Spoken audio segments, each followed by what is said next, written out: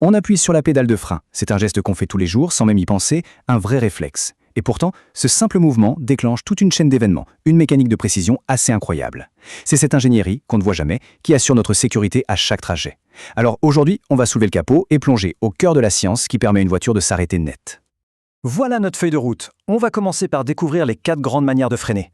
Ensuite, on va décortiquer le système hydraulique, celui qui équipe la grande majorité de nos voitures.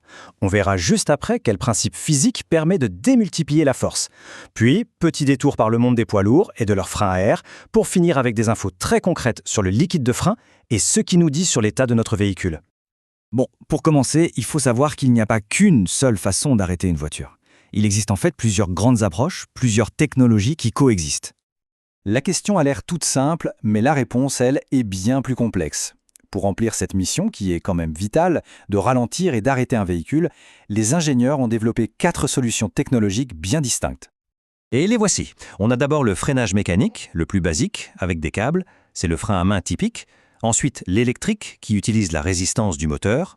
Il y a aussi le pneumatique, qui marche à l'air comprimé. Et enfin, l'hydraulique, qui utilise un fluide sous pression. Nous, on va surtout se concentrer sur les 2 stars du secteur. L'hydraulique pour les voitures et le pneumatique pour les camions. Allez, on plonge directement dans le système le plus courant, celui qu'on trouve dans quasiment toutes nos voitures. L'idée de génie du freinage hydraulique, c'est d'utiliser un liquide. Pourquoi ? Parce qu'un liquide, c'est incompressible. On peut donc l'utiliser pour transmettre la force de la pédale jusqu'aux roues et surtout pour l'amplifier. Et ça, c'est la pièce maîtrise du système, le maître cylindre tandem. Son job, c'est de convertir la force de notre pied en pression hydraulique. Mais le détail qui tue, c'est qu'il ne le fait pas pour un, mais pour 2 circuits complètement séparés. On va voir tout de suite que c'est une question de sécurité absolument fondamentale. Quand on regarde à l'intérieur, on voit des petites pièces comme ce clapet qui sont en fait cruciales.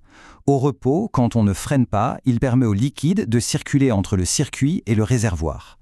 Ça sert à compenser par exemple la dilatation du liquide quand il chauffe ou l'usure des plaquettes. Un tout petit détail, mais qui assure que le système fonctionne toujours de manière optimale. Et c'est là qu'on comprend toute l'intelligence du système. À gauche, on a un freinage normal, tout va bien. À droite, on simule une fuite sur le premier circuit. Que se passe-t-il ? Le premier piston part dans le vide, sans résistance, mais il finit par pousser mécaniquement le deuxième piston. Résultat, la pédale va s'enfoncer plus bas, on sent que le freinage est moins efficace, mais le deuxième circuit prend le relais et la voiture s'arrête quand même. Le point à retenir, il est là. Ce double circuit, ce n'est pas un confort, c'est pas un gadget. C'est une architecture pensée de A à Z pour la sécurité, pour garantir qu'en cas de pépin sur une partie du système, on ait toujours une capacité de freinage de secours. Maintenant, passons à la question de la puissance. Comment est-ce qu'une pression somme toute assez faible de notre pied peut générer une force assez monstrueuse pour stopper une voiture d'1 tonne lancée à pleine vitesse ? Eh bien, la réponse se trouve dans un principe physique bien connu. C'est le fameux principe de Pascal. Pour se l'imaginer, c'est très simple. Pensez à un ballon de baudruche rempli d'eau. Si on appuie à un endroit, la pression se répartit partout à l'intérieur, instantanément et de manière uniforme. Dans un système de freinage, c'est pareil. Le liquide de frein, c'est l'eau, et le circuit de freinage, c'est le ballon. Et ce schéma l'illustre parfaitement. La force qu'on applique sur la pédale pousse un petit piston dans le maître cylindre. La pression créée est alors transmise par le liquide jusqu'au frein sur les roues. Et là, cette pression pousse des pistons beaucoup plus gros. Or, la formule est simple. Force égale pression fois surface.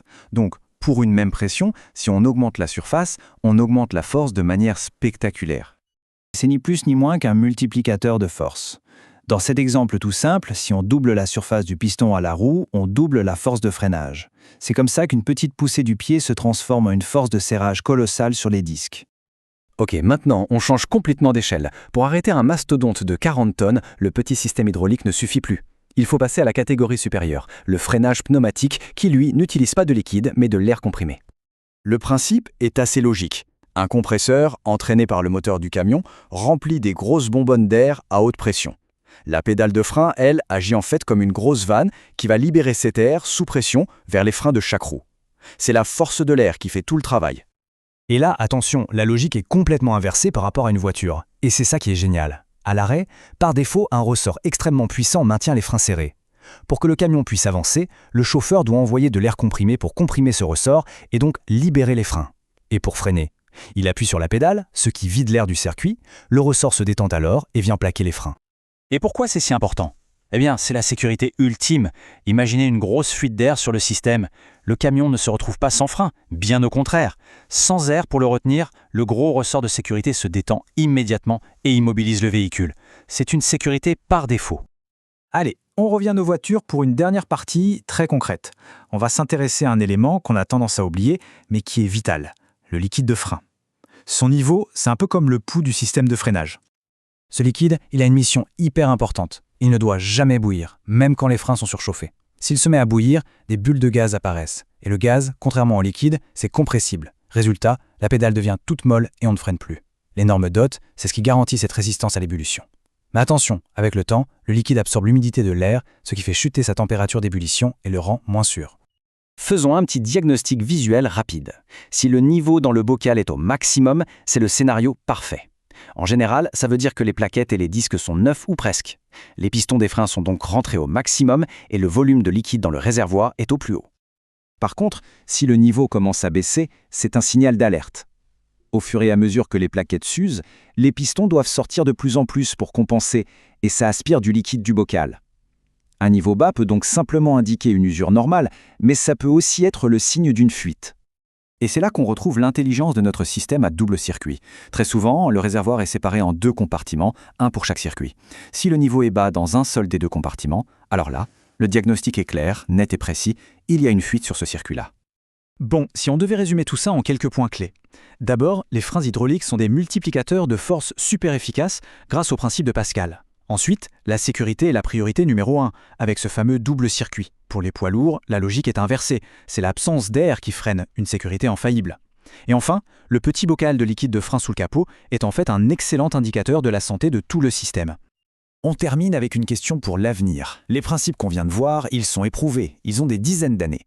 Mais à l'heure où les voitures électriques sont capables de freiner juste avec leur moteur et où les véhicules autonomes arrivent, on peut se demander quelle sera la prochaine révolution pour une fonction aussi essentielle que celle de s'arrêter.